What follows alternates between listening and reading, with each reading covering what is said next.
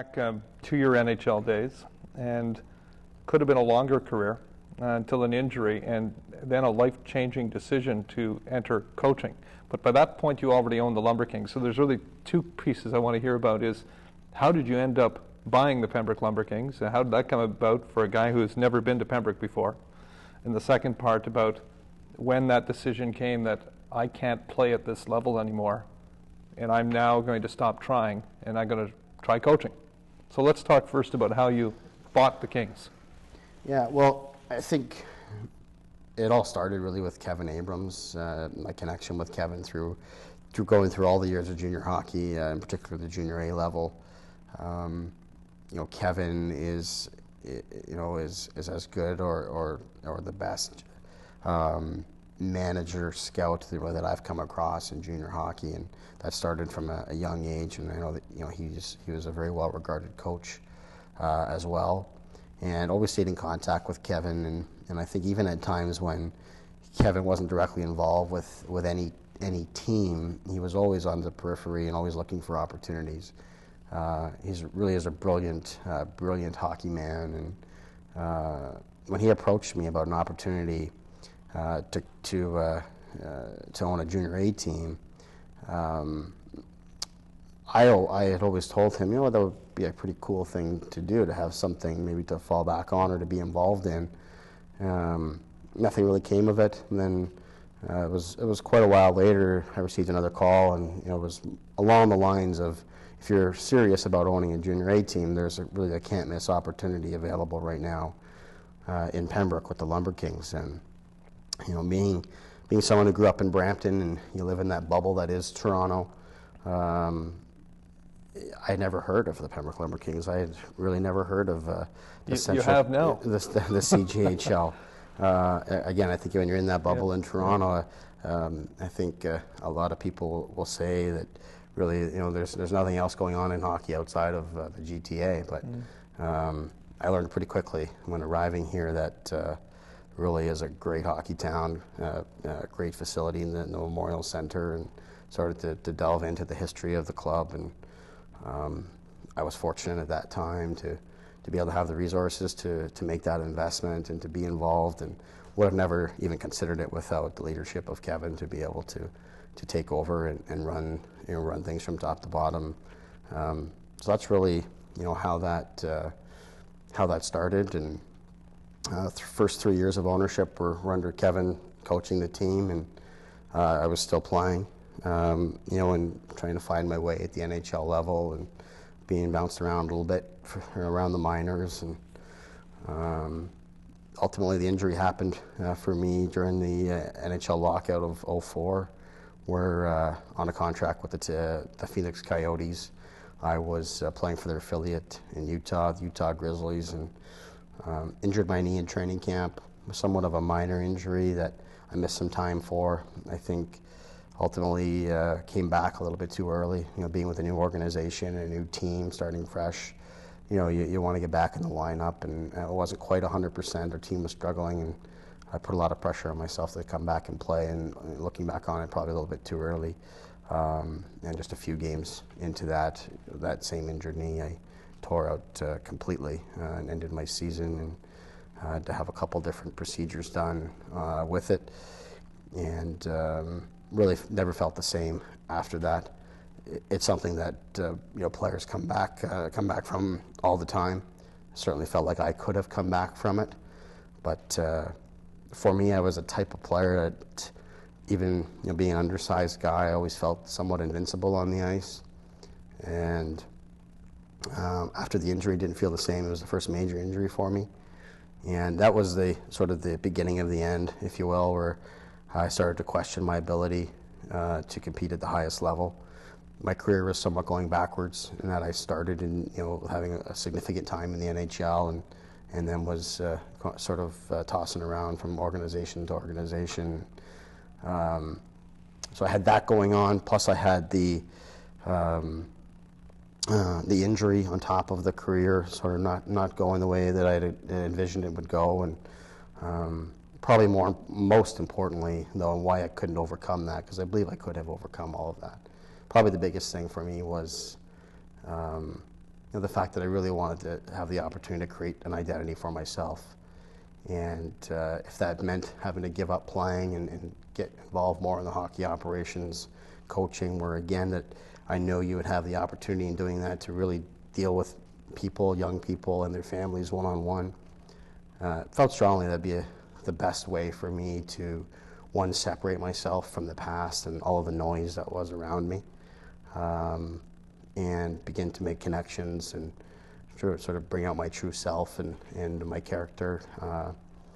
And ultimately that's what led me to make the decision. It was actually a pretty quick and easy decision that I made at a time when Kevin Abrams had approached me and that he had an opportunity outside of hockey that he had chosen to pursue, and ultimately had to make a decision about selling the team at that time or running it myself, because I didn't feel at the time that I had anyone I was really comfortable in handing it over to. So I made a real quick decision to jump in with both feet and get involved. And the fact I made the decision quite so quickly really told me really that it was time, and obviously I have no regrets about that. And it set off an incredible run of 5 consecutive league championships. And when we come back after the break, we'll talk about the decision to sell the team after moving on to the Sioux as their head coach and fatherhood. In conversation today with Sheldon Keefe. Lumber Kings are going to win their 5th consecutive championship. Wow. Well, you know what, Tom? Well, it's usually, although they'll leave once the cup is presented, but well, there is Ben Reinhardt. A class act. The 5th consecutive championship taking place in Cornwall. Your first 3 were on home ice, the last 2 in Brockville and Cornwall. And as I watched that video, Sheldon, Ben Reinhardt seen there, the captain holding it up, he was with you all 5 championship years, culminating with the RBC title. Ben's quite an incredible story, an incredible young man. Obviously starting as a 16-year-old with us and coming all the way through. There's just so many storylines about that national championship year that were incredible. Ben is certainly one of them. To have 5 championships and to have him go out as a national championship, and ultimately what it's about is winning your last game. And for Ben to win his last game in a Lumber King jersey is pretty outstanding, because that's one thing for each of the previous 4 years when we lost out, be it in the RBC or the Fred Page, he's always lost his last game, and most of our graduates, even though we've had a successful year, lost their last game. But pretty incredible how someone like Ben in his 5th and final season made sure that he didn't lose his last game. And then the other thing that strikes me about watching that video was your son, Landon, your first son, who's sitting in the trophy, and fatherhood changes things too, doesn't it? You have 2 now, 2 boys. It certainly does, yeah, 2 boys now. And again, just another really incredible storyline of that national championship year where Landon was born on the opening day of training camp of that season that eventually was the national championship season. So that was August 20th, opening day of training camp there. So the first day of our national championship season. And then we won the national championship on Mother's Day, May 8th, out in Camrose, Alberta, which Wyatt, my second son, was born on the 1-year anniversary, May 8th. So I have 2 children that are actually the bookends of what was the 2 dates of that season, the opening day and the day that it completed. So just a lot of incredible things.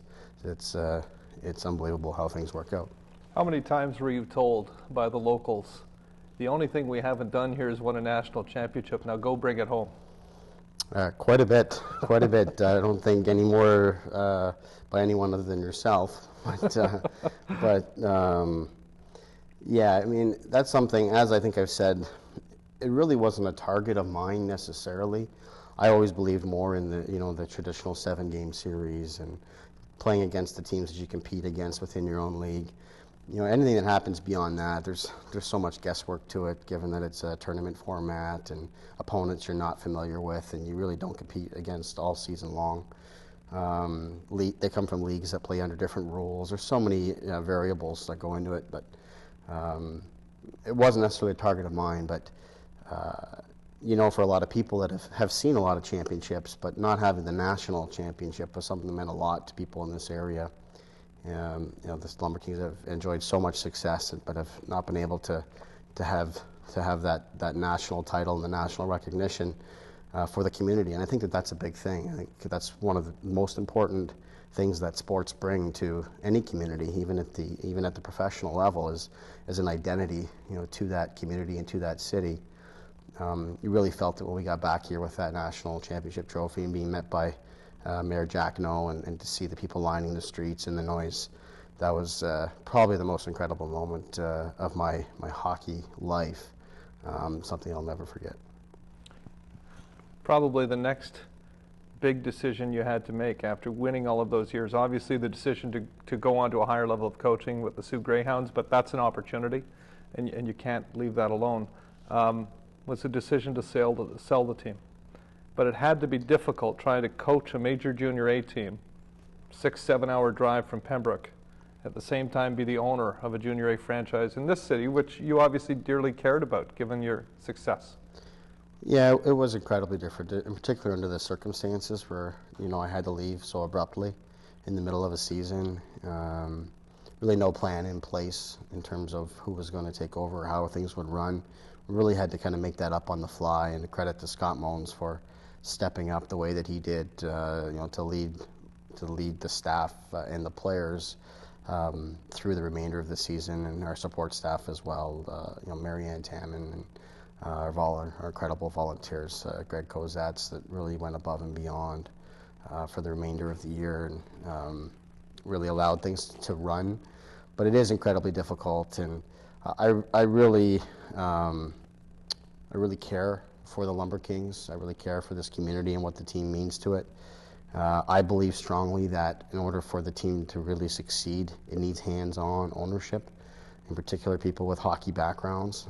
I think at this level it's very important. If you look across the country, that's what, whether it be it an ownership group that hands over the team essentially and gives full power to people to run it, or someone who has a hockey background is involved directly with the hockey operations to have the final say, is very important. And I really felt I couldn't do that from a distance, so looking to try to add someone and change hands with the ownership, it was important to me. At the same time, I felt confident that we could continue on if need be, if I didn't find the right fit. But having going through it, I think Dale McTavish really satisfied what I was looking for in so many ways, and fit the same type of profile that I had coming in, and really felt it set the team up for long-term success under his watch, and ultimately that's what allowed me to be comfortable enough to make the decision. And we have a clip of that announcement a few days ago when you introduced the new owner of the Lumber Kings. Once again, thank you all for your ongoing and unwavering support over all these years, and please join me in welcoming the new owner of the Pembroke Lumber Kings, Dale McTavish. Played here in the late 80s under Jim Ferrelli, played in the NHL, Calgary Flames, many years in Europe. As you said, it certainly sounds and feels right. Yeah, absolutely. And as I said, I really care for the Lumber Kings. I was pursued and contacted by a number of different groups from all over North America, frankly, and really didn't look at any of them seriously other than Dale. It just early on felt right, and is another guy, he knows what it feels like to be a Lumber King. He knows what it means to the area. I felt that was very important to my legacy, really, to make sure that I left it in the right hands, and I feel confident that the community can rally around him and continue to move forward with the organization.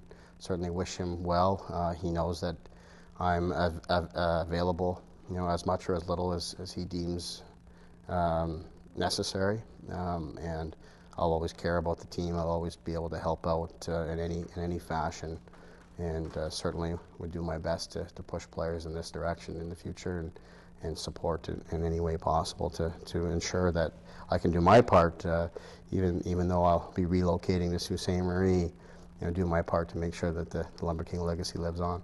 Well, good luck in the Sioux. I hope it takes you further and further in the coaching ranks, and congratulations on all of the success in Pembroke and the early success in the Sioux. Thank you, Jamie. Today in conversation with Sheldon Keefe, now the former owner of the Pembroke Lumber Kings, but will remain as the only owner to date to bring a national championship to the city of Pembroke. Thanks for watching. We'll see you next time.